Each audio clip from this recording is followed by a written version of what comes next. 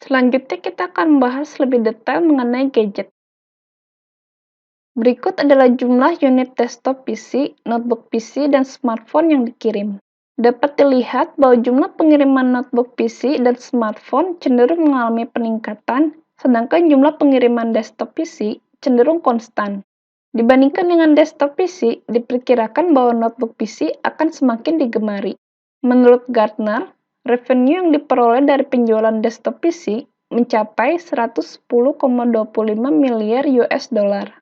Revenue yang diperoleh dari penjualan notebook PC mencapai 134,75 miliar US dollar dan revenue yang diperoleh dari penjualan smartphone mencapai 17 miliar US dollar.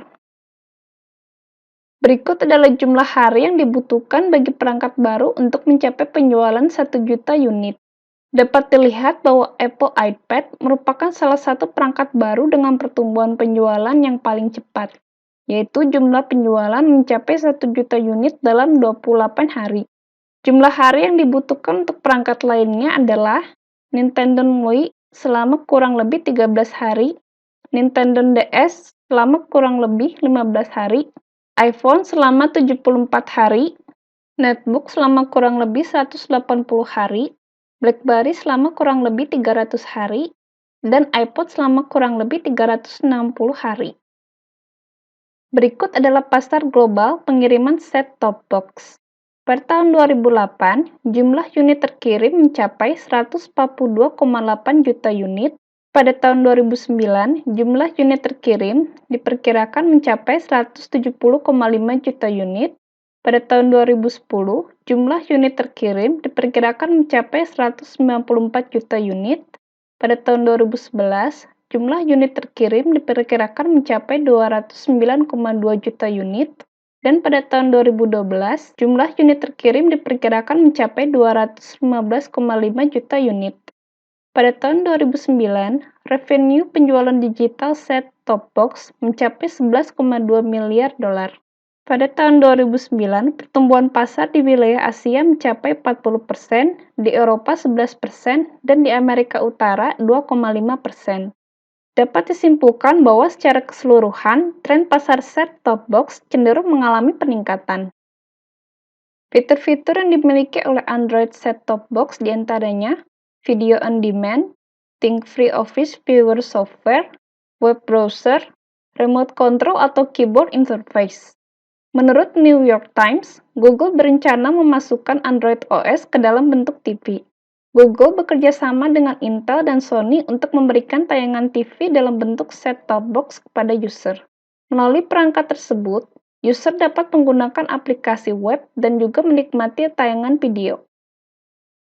Beberapa provider juga memberikan layanan set-top box kepada user, misalnya saja British Telecommunications dan Orange.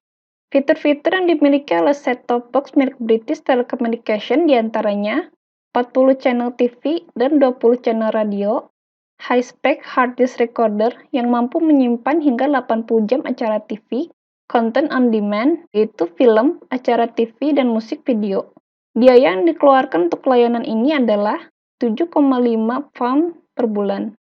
Fitur-fitur yang dimiliki oleh set-top box milik Orange diantaranya browsing pada TV internet, film HD on demand, video game 3D on demand, Blu-ray and DVD player, konektivitas wireless.